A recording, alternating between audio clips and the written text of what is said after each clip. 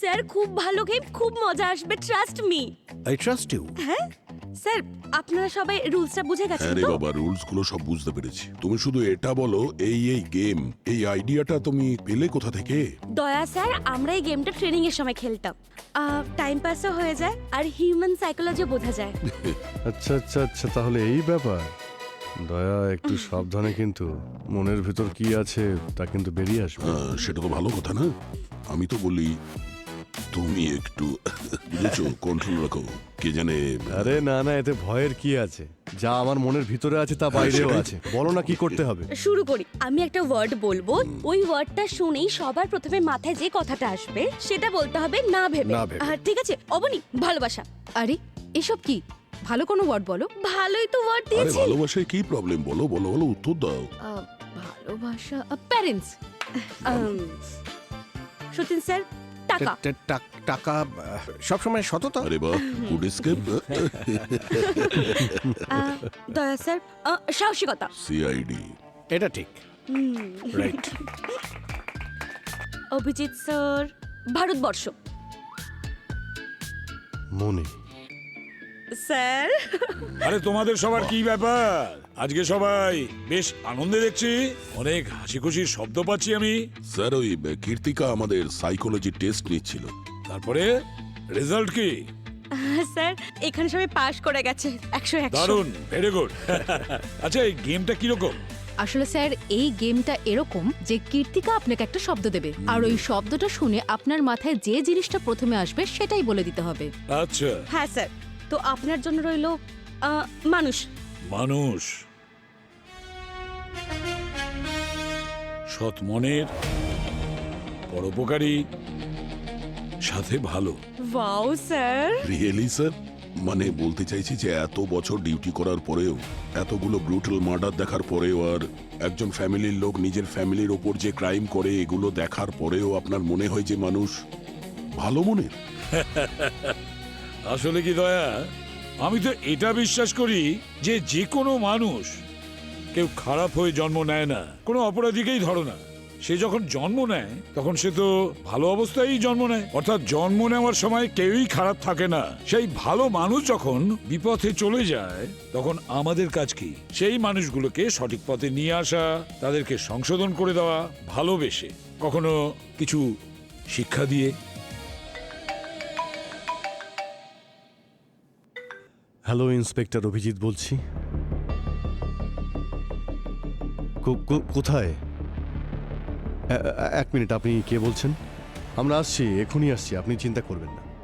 Sir, ওই cricketer আছে নীরব, ও বলছে ওর মেয়েকে স্কুল থেকে কিডন্যাপ করা হয়েছে। মাই গড! আরে যখন এত বড় স্কুলেও আমাদের ছেলেমেয়েরা সেফ নয়, তখন তারা কোথায় যাবে? হ্যাঁ, নীরব স্যার, আপনি জানেন আমাদের রুল কতটা স্ট্রিক্ট। আমরা কোনো বাচ্চাকে অচেনা ব্যক্তির সঙ্গে দেখা করতে দিই না। তাহলে আমাদের মেয়েকে অন্য কারোর সাথে কিভাবে পাঠালেন? আমি আপনাদের নামে কেস করব। কেস কি করে করবেন? ওটা নীরব স্যারেরই কার ছিল, ওনার সঙ্গেই গেছে ও। খুব ভালো হলো আপনারা চলে এলেন। আমি ফোন করেছিলাম আপনাদের। আচ্ছা, এক্স্যাক্টলি এখানে কি হয়েছিল? জানি না কোন অচেনা লোকের সাথে আমাদের মেয়েকে পাঠিয়ে দিয়েছেন এনারা। স্যার, এরকম ভুল আমাদের কখনো হয়নি, আর আজও হয়নি। ওটা নীরব স্যারেরই কার ছিল, শিক্ষা ওতেই গেছে। ওনাদের বলুন। হ্যাঁ স্যার, ওনার গাড়ি তো সবাই চেনে এখানে। গাড়ির রং কালো, 4432 নম্বর। ওনার গাড়িতেই গিয়েছিল, এখানে পার্ক করা ছিল গাড়ি স্যার। স্যার, আমি সকাল থেকে ট্রেনিং গ্রাউন্ডে ছিলাম, আমার গাড়িটা ওখানের পার্কিং লটেই ছিল। কি? এক মিনিট, এটা কটা নাগাদ হয়েছে? স্যার, সকাল 11:30টার কথা স্যার। স্যার, 12টা অবধি ট্রেনিং করছিলাম আমি, আমার গাড়িটা ওখানেই ছিল। দেখো, তুমি নিজের চাকরি বাঁচানোর জন্য মিথ্যে বলো না।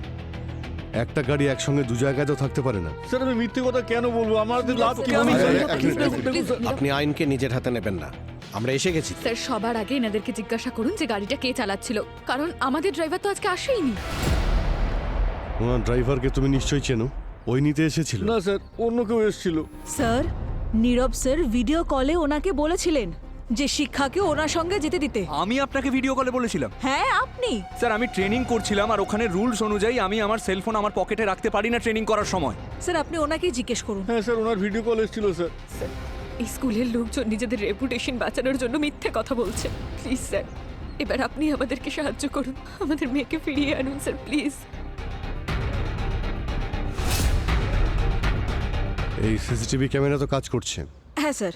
এর ফুটেজটা দেখতে চাই।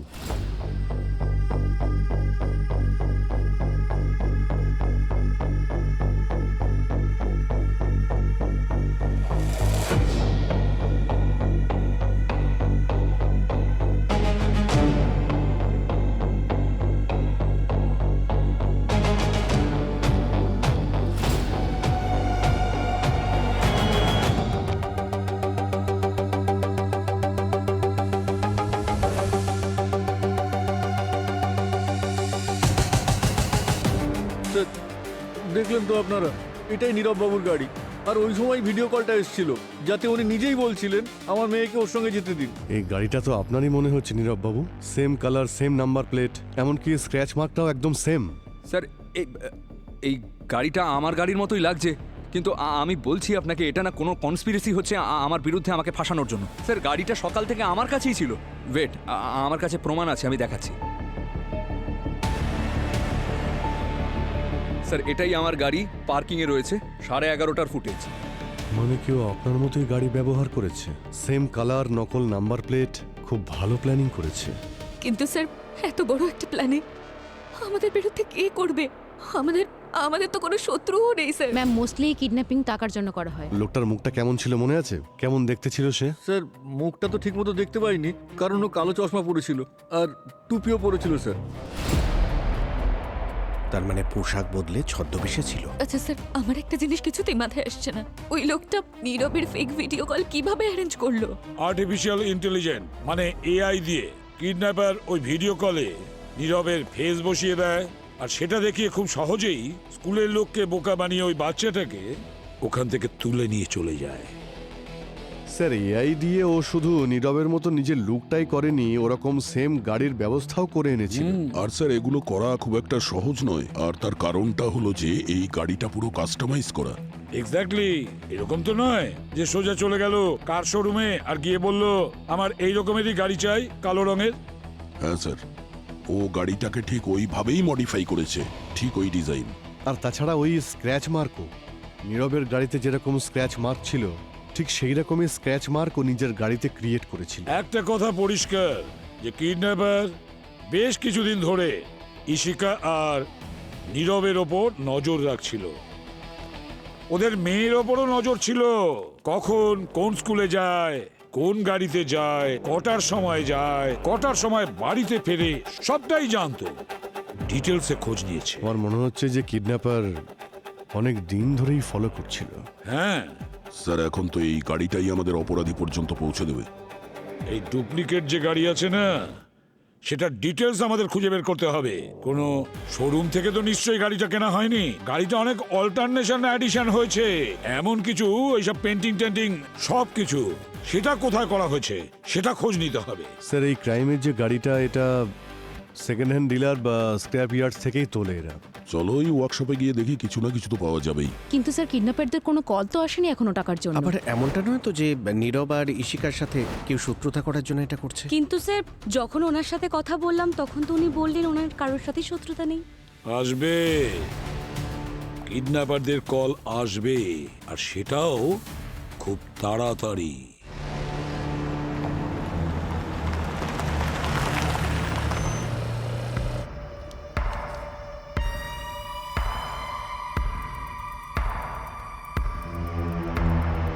স্যার এই দাঁতটা আমার মেয়ের শিক্ষার, ওর অনেকদিন ধরে দাঁতটা নড়ছিল, আমার মেয়েটা ওই লোকটার কাছে আছে স্যার, প্লিজ ওকে বাঁচিয়ে দিন স্যার।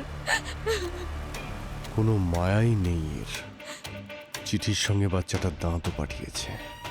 আর স্যার নিজের হাতেও লেটারটা লেখেনি, দেখুন নিউজ পেপার আর ম্যাগাজিনের অক্ষরগুলো ইউজ করেছে এখানে। হ্যাঁ, ও জানতো যে ফোন করলেই আমরা ট্রেস করে নেব। হ্যাঁ স্যার, আর সেই জন্যই তো এই চিঠিটা ওরা শিক্ষার দাদুর বাড়িতে দিয়েছে, যেখানে সিসিটিভি ক্যামেরাই ছিল না। হ্যাঁ স্যার, ও জানতো যদি ডেলিভারি করে এখানে ধরা পড়ে যাবে। ধরা তো নিশ্চয়ই পড়বে। র্যানসম চেয়েছে 2 কোটি টাকা। ড্রপ অ্যাট 1234 কে স্ট্রিট, রাত ঠিক 9টার সময়। তাও ইশিকা টাকা ড্রপ করতে যাবে, পুলিশকে বলা যাবে না। স্যার এটাই ঠিক সময় খুনিকে ধরে ফেলার আর শিক্ষাকে সুস্থভাবে বাড়িতে ফেরানোর। স্যার কিন্তু আমরা কেন এই ঝামেলাটায় জড়াচ্ছি? এরা যত টাকা চাইছে আমরা দিয়ে দিতে রাজি, আমার মেয়েটাকে তো আমরা ফিরে পাবো অ্যাটলিস্ট। আজ আপনার মেয়েকে কিডন্যাপ করেছে, অন্যদিন অন্য কারো মেয়েকে কিডন্যাপ করবে। আমাদের এই অপরাধীদের এইভাবে ছেড়ে দিলে চলবে না, এদেরকে ধরতেই হবে।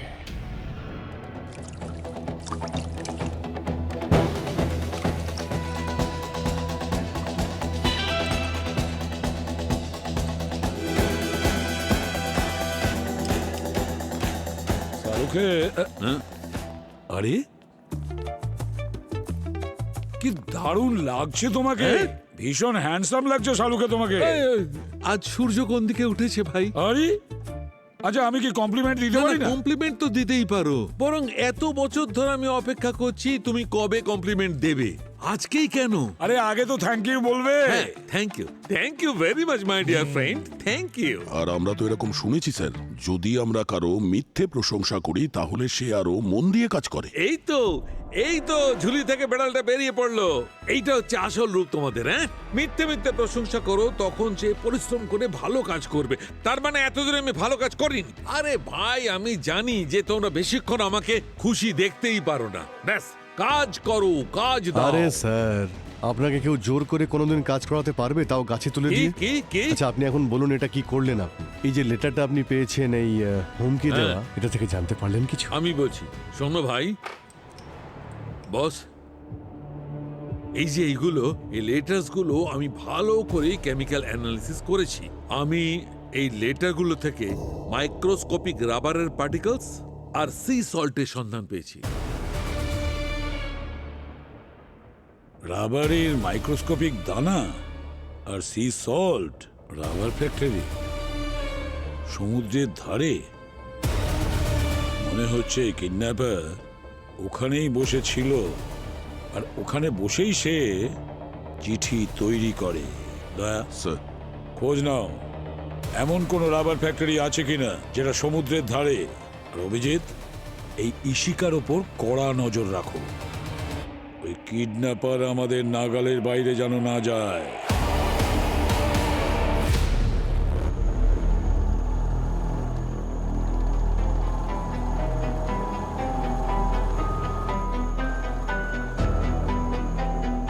ইশিকা, আমরা লোকেশনে পৌঁছে গেছি, তুমি চলে এসো।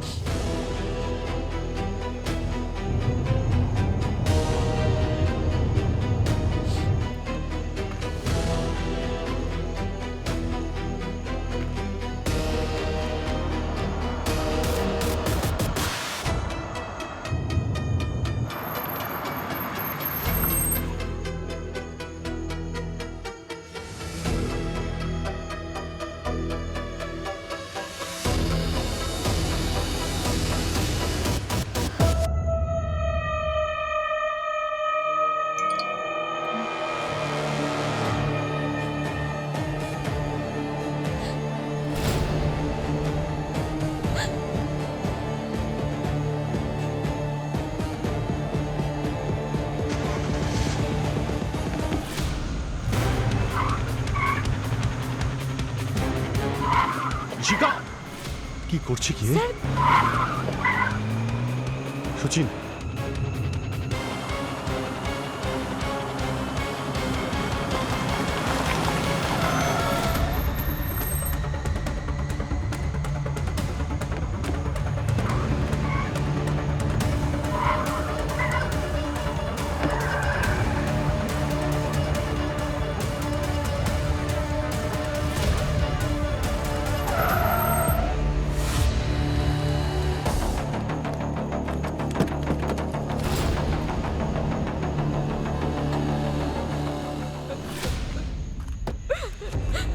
তুমি কি করছিলে ইশিকা? তোমাকে এখানে থাকতে বলেছিলাম তো। তো কি করতাম আমি স্যার?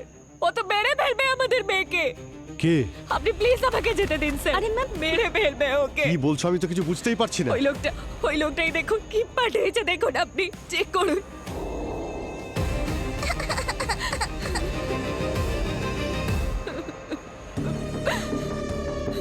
প্ল্যান একটু চেঞ্জ হয়েছে।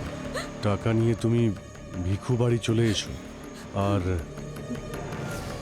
সিআইডি অফিসারদের সঙ্গে করে নিয়ে এসো না। স্যার, আমাদের কিছু একটা করা উচিত। এই কিডন্যাপার কিন্তু আমাদের থেকে দ্বিগুণ এগিয়ে চলছে। কতদিন আর পালাবে? যারা আমাদের মেয়েকে কিডন্যাপ করেছে, আমি তাদের কাছে হাত জোর করে বলছি, দেখুন আপনারা প্লিজ আমাদের মেয়েকে ফিরিয়ে দিন। আপনারা যা চাইবেন আমি তাই দেবো আপনাদেরকে। আর আমরা অনেক বড় ভুল করে ফেলেছি যে আমরা সিআইডির সাহায্য নিয়েছিলাম। আর এরকম ভুল হবে না, প্লিজ আমাদের মেয়েকে ফিরিয়ে দিন প্লিজ। স্যার, আমরা নীরব আর ইশিকাকে স্ট্রিক্ট ইনস্ট্রাকশন দিয়েছিলাম যে এই কিডন্যাপিংয়ের ব্যাপারে যেন কোথাও কিছু না বলে, কিন্তু ওরা তো পুরো প্রেস কনফারেন্স করে ফেললো। সেটাই তো, ওরা বুঝতে পারছে না ওরা কত বড় ভুল করছে, নিজের মেয়ে শিক্ষাকে আরো বড় বিপদে ফেলছে। হ্যাঁ স্যার, নার্ভাস হয়ে আবার কিডন্যাপার বাচ্চাটার না কোনো ক্ষতি করে দেয়। আচ্ছা, এই ভিডিও থেকে জানা গেছে কি কিডন্যাপারের লোকেশন কোথায়? স্যার, কিডন্যাপার ভিপিএন ইউজ করেছে, ফেক আইপি অ্যাড্রেস। ওই ফোনের IMEI নাম্বার তো পাওয়া গেছে। হ্যাঁ স্যার, সুশীল কুমারের নামে আছে, কিন্তু ওনার ফোন 3 দিন আগে লোকাল ট্রেনে চুরি হয়ে গেছিল। সচিন, ওই কিডন্যাপারের গাড়ির ব্যাপারে কি জানতে পেরেছো? স্যার, এ পর্যন্ত এমন কোনো মেকানিককে পাইনি যে এমন গাড়ি মডিফাই করেছে। আরে এটা কিভাবে সম্ভব? এটাও তো হতে পারে যে অন্য কোনো জায়গা থেকে বানিয়ে এনেছে। স্যার, আমি সব জায়গায় খোঁজ নিয়েছি, এখানে যত জায়গায় ওই জাতীয় পেন্ট পাওয়া যায় সব জায়গায় খোঁজ নিয়েছি, কোনো ইনফরমেশন নেই স্যার। তুমি কি অনলাইনে চেক করেছো? না স্যার, অনলাইন তো চেক তাড়াতাড়ি করিনি। করো। স্যার, আমি ক্ষমা চাইছি আপনাদের কাছে, কারণ আমি বিনা অ্যাপয়েন্টমেন্টে এসেছি। আসলে বিষয়টা খুবই জরুরি, সেই জন্য এসেছি। বলুন। আপনি তো এসিপি প্রদ্যুমন স্যার, তাই না? একদম ঠিক। আসুন, এখানে বসুন আপনি। Thank you. বসুন। এবারে বলুন, কি কাজ আছে? আগে আমার নাম হলো মনীষ, আর এই হলো আমার নাতনি ছায়া। স্যার, আজ থেকে ঠিক 10 বছর আগে একেও ঠিক ওইভাবেই কিডন্যাপ করা হয়েছিল, যেমন ওই শিক্ষাকে করা হয়েছে। আমার নাতনিকেও স্কুল থেকে কেউ ঠিক এইভাবেই তুলে নিয়ে গিয়েছিল। আর এইরকম চিঠি আমাকেও পাঠিয়েছিল, যেমনটা এই নিউজে দেখাচ্ছে। আপনার নাতনিকেও ওই স্কুল থেকে কি কিডন্যাপ করা হয়েছে? স্কুলটা আলাদা হতে পারে, কিন্তু কিডন্যাপিং এর ধরনটা একদম এইরকমই। আমার মনে আছে ওরা এই চিঠির সাথে আমার নাতনির ভাঙা দাঁতও পাঠিয়েছিল। আমি দেখাচ্ছি আপনাকে স্যার, এই দেখুন স্যার, দেখুন।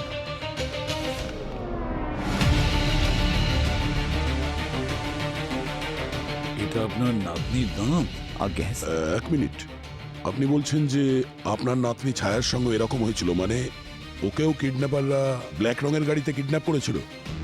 অ্যাকচুয়ালি আমার ছেলে যে গাড়িতে করে ছায়াকে নিয়ে যেত, কিডন্যাপাররা ঠিক ওই রকম গাড়ি একটা জোগাড় করেছিল, same colour, same number.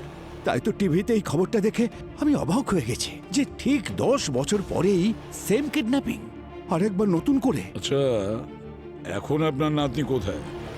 Sir, ওরা আমার কাছে 2 কোটি টাকা চেয়েছিল। কিডন্যাপার আপনার কাছে 2 কোটি টাকা চেয়েছিল? হ্যাঁ স্যার। আর আপনি কিডন্যাপারকে 2 কোটি টাকা দিয়েও দিয়েছেন? হ্যাঁ স্যার, ওই লাল ট্যাঙ্কের পাশের রাস্তায়। কিন্তু স্যার, ওরা আমার নাতনিকে ফিরিয়ে দেয়নি। আপনি বলছেন যে আপনি টাকাগুলো লাল ট্যাঙ্কের পাশের রাস্তায় দিয়েছিলেন, ওখানে দিয়েছিলেন নাকি ভিকু বাড়িতে দিয়েছিলেন? আমি ওখানে পৌঁছেছিলাম তো স্যার, ওরা আমাকে আমার নাতনির কান্নার একটা ভিডিও পাঠায়, তারপর বলে যে আমি ওখানে যেন পৌঁছই। আমি আপনাকে স্যার ভিডিও দেখাচ্ছি, 1 সেকেন্ড স্যার। এই দেখুন স্যার, এই যে ভিডিও। দাদু, আমাকে বাঁচাও দাদু, প্লিজ।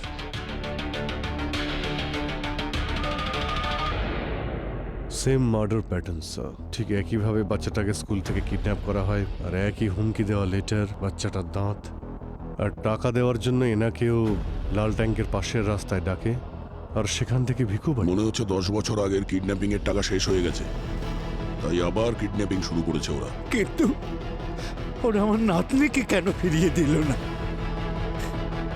জানি না কি অবস্থায় আছে ও, বেঁচে আছে কিংবা। স্যার, আমি আপনাদের কাছে আবেদন করছি যে ওদেরকে টাকা দেবেন না, তাহলে শিক্ষাকে ওরা ফিরিয়ে দেবে না। আপনারা খুঁজুন ওদের, আর 2টো বাচ্চাকে খুঁজে বার করুন স্যার, আপনার কাছে রিকোয়েস্ট আমার। নিশ্চয়ই দেখব।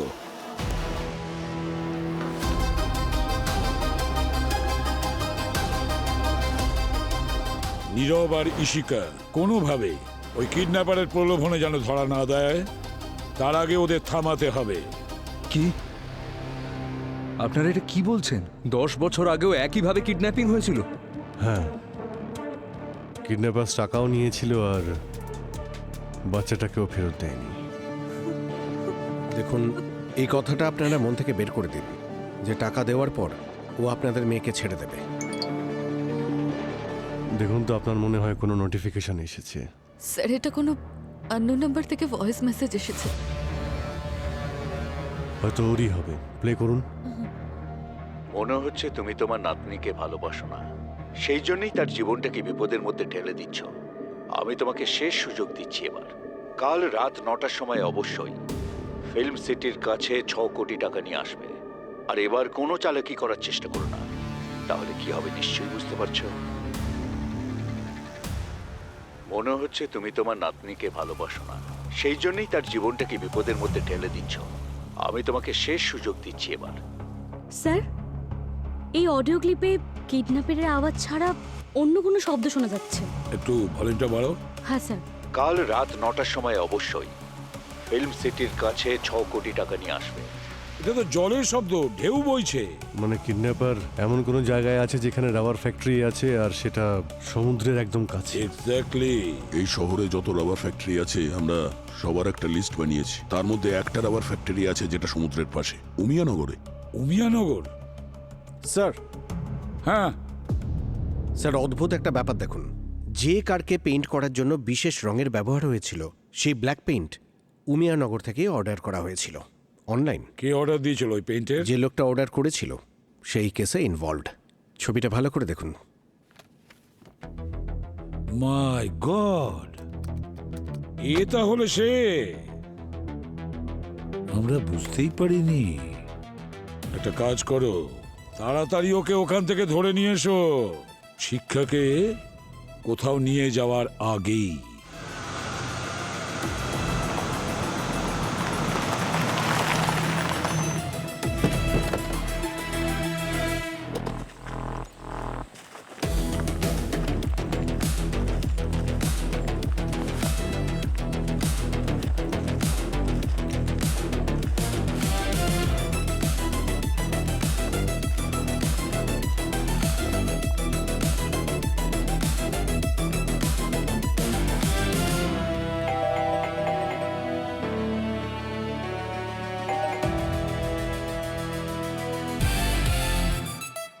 সতীন স্যার, আপনি একটু শান্ত না দয়া স্যারের তুলনায়? সেটা এই কারণে মনে হচ্ছে যে আমি দরজাটা ভাঙছি না। না না স্যার, আমি কখন বললাম? আপনি দরজা ভাঙতেই পারেন। আরে সচিন, ও তো তোমাকে চ্যালেঞ্জ করছে। হ্যাঁ, না না, আমি কোথায় চ্যালেঞ্জ করলাম? আরে স্যার, কীর্তিকাকে আজকে দেখিয়ে দিন।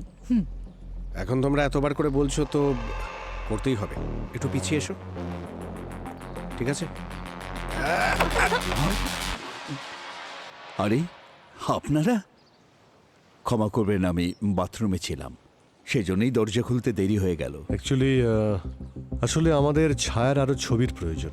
এআই এর সাহায্যে আমরা দেখতে চাই যে এখন ওকে দেখতে কেমন হয়েছে। পেয়ে যাবেন সেই ছবি আপনারা। আসুন, ভেতরে আসুন আপনারা।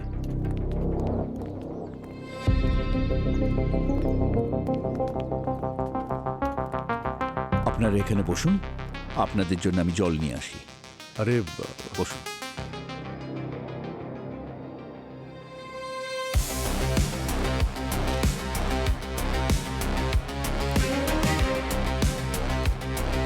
তোমরা নাকি কথায় ব্যস্ত রাখো, ততক্ষণে আমি শিক্ষাকে খুঁজছি।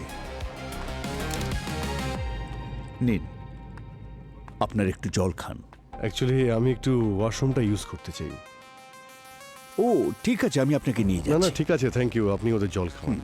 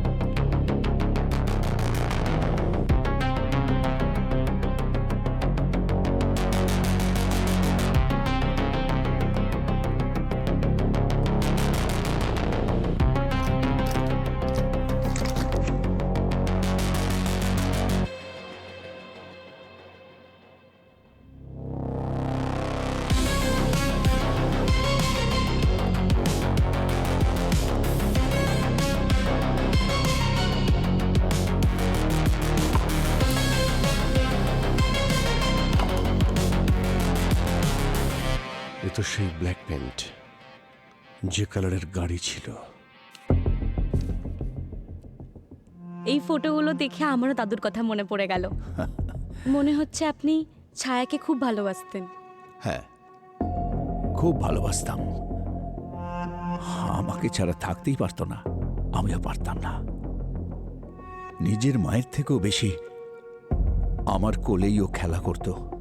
আর তারপর যতক্ষণ আমি ওকে গল্প বলতাম ও খাবারও খেত না, এতটা ন্যাওটা ছিল আমার। কেন? ওর বাবা মা কোথায় ছিল? আলাদা হয়ে গিয়েছিল দুজন। কিন্তু কেন? মতের মিল ছিল না ওদের। সব সময় লড়াই, ঝগড়া, চিৎকার, চেঁচামেচি, এইসব। তার ফলে ছায়ার উপরে কোনো খারাপ প্রভাব পড়েছিল? অবশ্যই, বাচ্চাদের উপর খারাপ প্রভাব তো অবশ্যই পড়ে। যতদিন ছায়া এখানে ছিল আমরা একসঙ্গেই থাকতাম। ছায়া না থাকাতে ওরা দুজনও একসঙ্গে থাকার প্রয়োজনই মনে করলো না আর।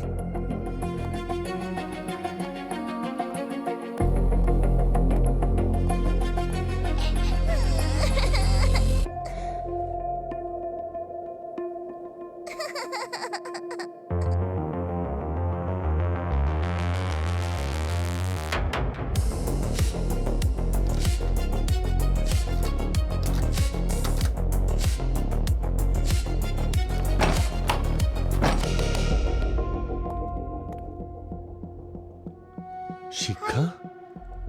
আঙ্কেল, তুমি কি নাম ভুলে যাও? হ্যাঁ, ভুলে গেছি আমি তোমার নাম। তুমি কি তোমার বাবা মায়ের কাছে যাবে? চলো তাহলে, আমি সিআইডি আঙ্কেল। হ্যাঁ, চলো যাই, বাড়ি যাই। চলো চলো, বাড়ি যাব। এসো, বাবা মায়ের কাছে যাবো। হ্যাঁ, ঠিক আছে।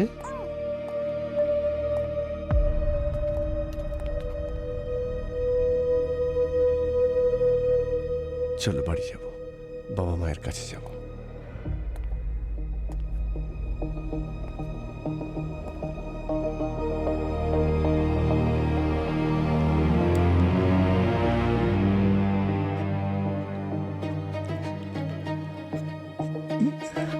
দাদু, তুমি কাঁদছো কেন? আরেকবার বল। দাদু, তুমি কাঁদছো কেন? এমনি রে।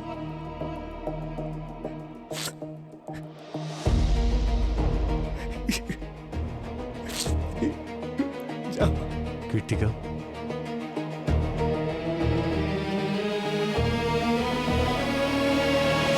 আপনার অপরাধের গল্প এখানেই শোনাবেন নাকি বিউরোতে নিয়ে যাব? হ্যাঁ, অন্যায় করেছি আমি, কিন্তু আমি এই অপরাধ শুধু একবার নয়, হাজার হাজার বার করব। আমি যা কিছু করেছি শুধু এই জন্য করেছি যাতে ছায়া আমার কাছে ফিরে অন্য আসে। কারোর বাচ্চাকে কিডন্যাপ করলে নিজের নাতে কি করে ফিরে আসবে? আচ্ছা, আমাদের দেশে কি আইন, ন্যায় বিচার সব বড় লোকদের জন্য? আমাদের মতো সাধারণ মানুষের জন্য ন্যায় বিচারের কোনো প্রয়োজন নেই। কি বলতে চাইছেন আপনি? আইন আপনাকে কোনো সাহায্য করেনি? যদি সাহায্যই পেতাম তাহলে আমার নাতনি আমার কাছেই থাকতো। নিজের হাতে আমি অগুন্তি চিঠি লিখেছি পুলিশকে, নেতাদেরকে, নিউজ পেপারে। কোনো আইনের আমি সামান্য সাহায্য পাইনি। কেউ আমার নাতনিকে খুঁজে বার করার চেষ্টাই করেনি। দেখুন, আমরা আপনার কষ্টটা বুঝতে পারছি, কিন্তু অন্যায় তো সবসময় অন্যায় হয়, তাই না? কি অন্যায় করেছে? একজন ক্রিকেটার, একজন অভিনেত্রীর মেয়ে নিখোঁজ হলে তখন আপনারা খোঁজার জন্য জীবনপাত করে ফেলেন। আমি এ কাজ এই জন্য করেছি যাতে এই বুড়োর কথাগুলো মানুষের কানে অন্তত পৌঁছে যায়। এর জন্য নিশ্চয়ই অনেক প্ল্যানিং করেছেন, হোমওয়ার্ক করেছেন, অনেক রিসার্চও করেছেন, নজরও রেখেছিলেন। হ্যাঁ, আমি নজর রেখেছিলাম। আমি একই কার কিনেছিলাম, সেই গাড়িতে নিজের হাতে পেইন্ট করেছি। এআই ব্যবহার করে শিখেছি। এআই এর সাহায্যে নীরবের ভয়েস করেছি এই আশাতে আগামী দিনে যেন আমিও নাতনিকে ফিরে পাই। স্যার, 1 মিনিট দাঁড়ান দাঁড়ান, কথা বলুন। এর সাথে আমাকে বাচ্চা দিচ্ছে না। নাও কথা বলো। স্যার, ওয়াচম্যান, শিক্ষাকে ওনার সাথে পাঠিয়ে দাও। সত্যি পাঠিয়ে দেবো তো বাচ্চাটাকে? হ্যাঁ হ্যাঁ, পাঠিয়ে দাও। ঠিক আছে স্যার। এবার আপনারাই আমাকে বলুন, আমাকে কি জেলে পাঠাবেন আপনারা, নাকি আমার নাতনিকে আমার কাছে ফিরিয়ে দেবেন? আপনার অপরাধের শাস্তি তো আদালতে ঠিক করবে। আর যদি আপনি ছায়ার কথা বলেন তো ওর কেস এখন সিআইডির কাছে। ওকে আমরা নিশ্চয়ই খুঁজে বের করব। এটাই এটাই তো আমি শুনতে চেয়েছিলাম, এই কথাই শুনতে চেয়েছি। এই যা কিছু করেছি আমি, এটা করতে আমি বাধ্য হয়েছিলাম। কিন্তু অফিসার, আপনি জিজ্ঞাসা করবেন শিক্ষাকে, আমি ওকে নিজের নাতনির মতো রেখেছিলাম, খুব ভালোবাসতাম ওকে, কোনো কষ্ট দিইনি আমি ওকে। আপনি জিজ্ঞাসা করবেন ওকে।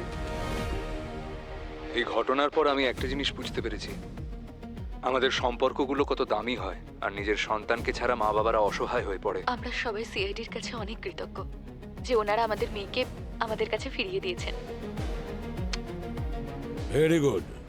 সব ভালো যার শেষ ভালো।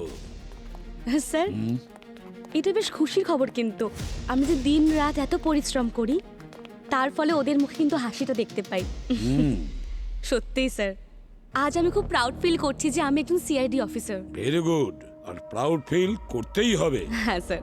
কিন্তু কাজ এখনো শেষ হয়নি কীর্তিকা। স্যার, শিক্ষাকে তো পেয়ে গেছি, কিন্তু ছায়া, ওর খোঁজ এখনো পর্যন্ত পাওয়া যায়নি।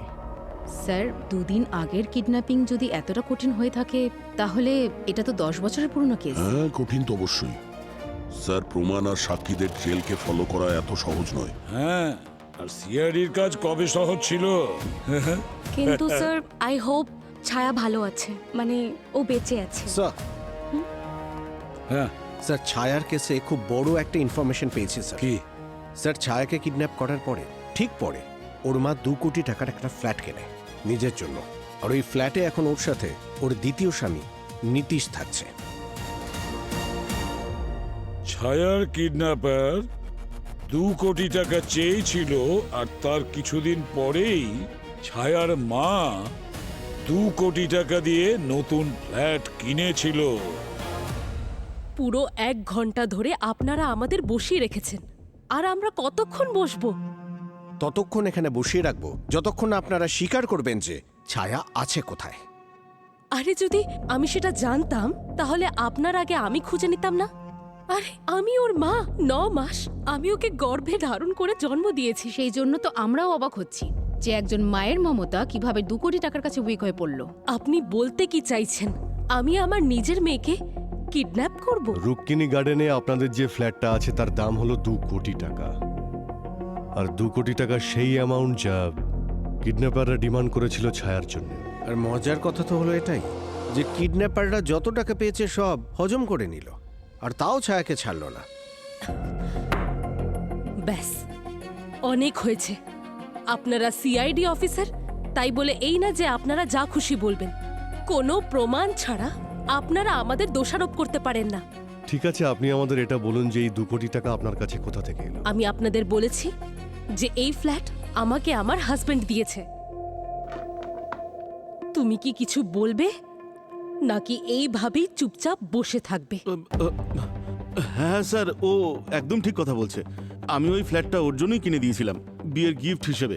আচ্ছা স্যার, আর আপনার কাছে কোথা থেকে এলো 2 কোটি টাকা? স্যার আমি তো প্রপার্টি ডিলার, তো এদিক থেকে ওদিক থেকে চলে আসে। এদিক থেকে ওদিক থেকে নাকি কিডন্যাপ করে?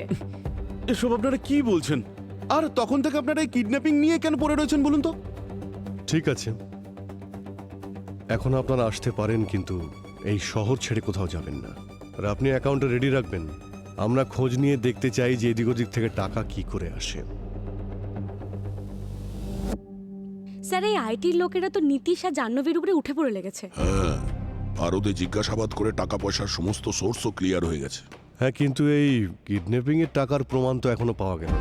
একটা কথা পরিষ্কার যে মনীশবাবু 2 কোটি টাকা যাকে দিয়েছেন সেই কিন্তু কালপ্রিট। স্যার, খোঁজ নিতে হবে ছায়ার আত্মীয়দের মধ্যে এমন কে আছে যে হঠাৎ করে বড়লোক হয়ে গেছে। অর্ধেক কাজ তো আমাদের ওখানেই হয়ে যাবে। স্যার, এমন একজন সাসপেক্টকে পেয়েছি যে ছায়ার কিডন্যাপিং এর পর রাতারাতি বড়লোক হয়ে যায়। আচ্ছা, মায়ের পরে বাবার হিস্ট্রি বার করোনি তো? আরে না না স্যার, তা না। এবার স্যার যার হিস্ট্রি বের করেছে না, সে একজন স্কুল টিচার, ছায়ার স্কুল টিচার সারা কুমার। 2016-তে যখন ডিমনিটাইজেশন হয়েছিল তখন উনি 25 লাখ টাকা এক্সচেঞ্জ করিয়েছিলেন। আর স্যার এর বাইরে ছায়ার কিডন্যাপিং এর পর উনি ওনার স্কুলের চাকরিটাও ছেড়ে দেন। আর শুধু তাই নয় স্যার, সারার রিলেটিভরা কেউ কেউ তো 1 কোটি টাকা পর্যন্ত এক্সচেঞ্জ করিয়েছিল। এই তো স্যার, আমাদের কাজ তো হয়ে গেছে, জ্যাকপট পেয়ে গেছি। তাহলে দেখা করে আসি। হ্যাঁ, দেরি করছো কেন? যাও আর খোঁজ নাও যে সব স্কুল টিচার স্কুলে সততার শিক্ষা দেয় নাকি।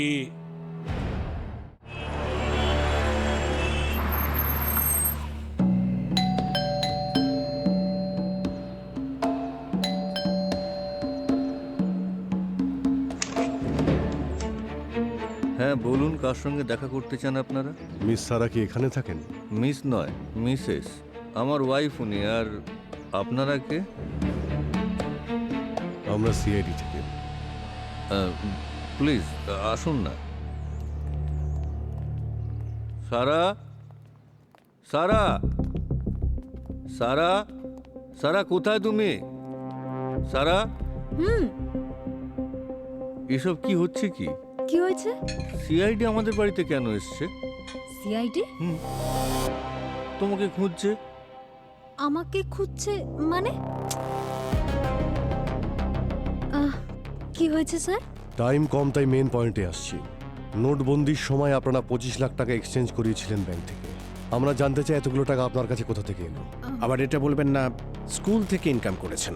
কারণ একজন কিন্ডারগার্টেন টিচার এত টাকা ইনকাম করে না। এই হলো ওই ট্রানজাকশনের ডিটেলস। আপনারা যেটা বলছেন সেটা ঠিকই বলছেন, কিন্তু এই টাকা আমার মা আমার জন্য রেখে গেছেন ওনার মৃত্যুর আগেই। কি কাজ করতেন আপনার মা? তেমন কিছু করতেন না, কিন্তু এটা ওনার সারা জীবনের সঞ্চয়, যেটা আমাকে দিয়ে গেছেন নিজের গয়না বিক্রি করে। সারা এসব কি? কি ব্যাপার, আপনি এত অবাক হচ্ছেন কেন? এই কথাটা এর আগে আপনি ওনাকে বলেননি? স্যার, এটা বিয়ের আগের ঘটনা। আর বিনীত কখনো আমার ফিনান্সিয়াল ডিটেলস জিজ্ঞেস তার করেন। মানে আপনার আত্মীয়রা বেশ বড় লোক। নোটবন্দির পরে ওনারা বেশ ভালো রকম অ্যামাউন্ট এক্সচেঞ্জ করে নিয়েছেন। স্যার, আত্মীয় স্বজনদের সঙ্গে ওর কোনো সম্পর্কই নেই। ওদের কথা আপনি ওকে জিজ্ঞেস করছেন কেন? হ্যাঁ, এক্স্যাক্টলি। আপনারা তো সিআইডি অফিসার, এই সমস্ত জিজ্ঞাসা তো ইনকাম ট্যাক্স অফিসাররা করেন। আপনাদের এর সাথে কি সম্পর্ক? সম্পর্ক রয়েছে। আসলে একটা অপরাধের সঙ্গে আরেকটা অপরাধের সম্পর্ক জড়িয়ে থাকে, আর যখন বিষয়টা কিডন্যাপিং এর হয় তখন জিজ্ঞাসাবাদ করা প্রয়োজনীয়। কিডন্যাপিং? কে কিডন্যাপ হয়েছে? ছায়া, ওর নাম তো শুনেছেন নিশ্চয়ই। যে স্কুলে আপনি পড়াতেন সেখান থেকে ওকে কিডন্যাপ করা হয়েছিল 10 বছর আগে। হ্যাঁ, ছায়া আমার ফেভারিট স্টুডেন্ট ছিল। আর ওই ঘটনার পরে আমিও চাকরি ছেড়ে দিয়েছিলাম, কারণ আমি কাজে ফোকাসই করতে পারছিলাম না।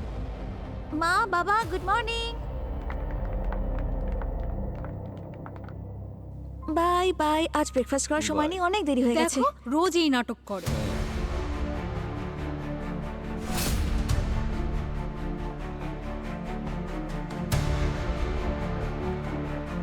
আরে হ্যালোর ভাই ভাই একসাথে এত ঝড়ের গতিতে? হ্যালো, আমি কীর্তিকা। কোন ক্লাসে পড়ো তুমি? শোনো, তোমার দেরি হচ্ছে না, চলো দুধ খেয়ে নাও। চলো তাড়াতাড়ি। কোন ক্লাসে পড়ো তুমি? না না না, দুধ খেয়ে নাও তাড়াতাড়ি, তোমার লেট হচ্ছে। আর ফোনটা দাও। Bye bye. Bye bye.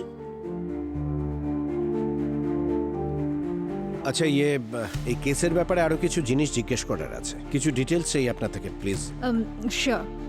বিনীত, তোমার লেট হচ্ছে, তুমি রেডি হও, আমি ডিটেল দিয়ে দিচ্ছি। ওকে। হ্যাঁ আসুন। হ্যাঁ, চলুন।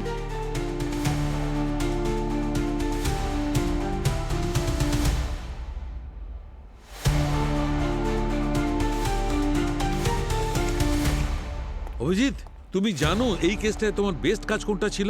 ওই শিক্ষাকে খুঁজে বের করা। ছেড়ে দাও, তোমায় বলতে হবে না, আমি বলছি। বস, এর বেস্ট কাজ ছিল সারার ঘর থেকে নিয়ে আসা ওই দুধের গ্লাস।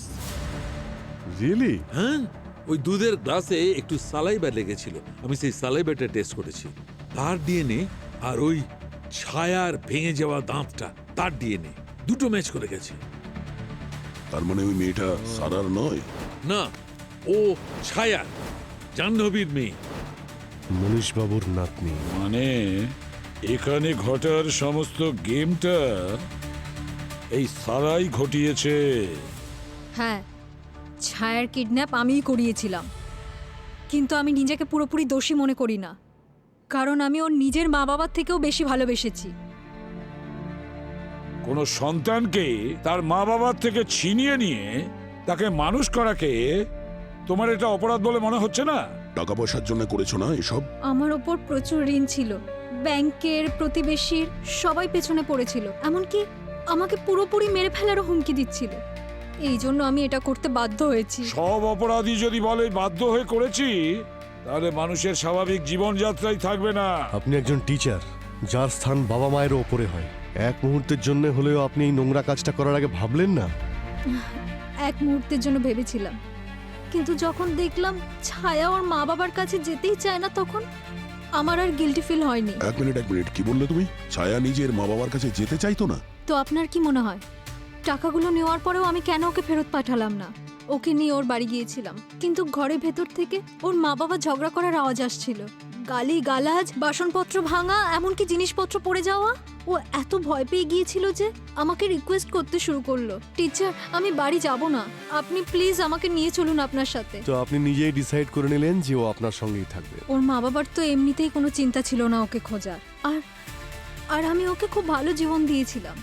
স্যার আপনারা তো দেখেইছেন না যে ও আমার সাথে কতটা খুশি। আচ্ছা, আপনি তাহলে ওর দাদুর কথা একবারও ভাবলেন না যে গত 10 বছর ধরে ওনার উপর দিয়ে কি যাচ্ছে? ওনার সাথে খারাপ হয়েছে, এই জন্যই তো আমি বললাম না যে আমি অর্ধেক দোষী। আর ওই ঘটনার পরে আমি ভেবেছিলাম যে আমি আমার জীবন নতুন করে শুরু করব। আমি ছায়াকে সুফির নাম দিয়েছি, আর বিনীতকে বলেছি যে আমি একজন উইডো, আর ছায়া আমার মেয়ে। আমরা 3 বছর আগেই বিয়ে করেছিলাম। নিজের স্বামীকেও মিথ্যে বলেছো? এখন তো দেখছি তোমার পুরো জীবনটাই মিথ্যের ভূমিতে বাস করছে। হ্যাঁ স্যার, আমি তো একজন সাধারণ মানুষ, পারফেক্ট নই আমি। আমার মধ্যে কিছু খামতি ছিল, হয়ে গেছে ভুল। ভুল আর অপরাধের মধ্যে অনেক পার্থক্য আছে। চোখের জল ফেলে তো ভুলের প্রায়শ্চিত্ত করা যায়, কিন্তু অপরাধের শাস্তি কতটা পাবে সেটা তো আদালতে ঠিক করবে। আদালত? আপনারা আমাকে জেলে পাঠাবেন? বিনীত আর সুফির কি হবে? সুফি আমাকে ছাড়া থাকতে পারবে না স্যার। সুফি নয় ওর নাম ছায়া, বুঝতে পেরেছো? এবারে তোমার পরিবারের কি অবস্থা হবে সেটা অপরাধ করার আগে ভাবা উচিত ছিল। আন্ডারস্ট্যান্ড? স্যার আপনি? মনীষ, কেমন আছো? খুব ভালো আছি স্যার। দেখো মনীষ, আমি তোমাকে 2টো কথা দিয়েছিলাম, আর সেই কথা আমি রেখেছি।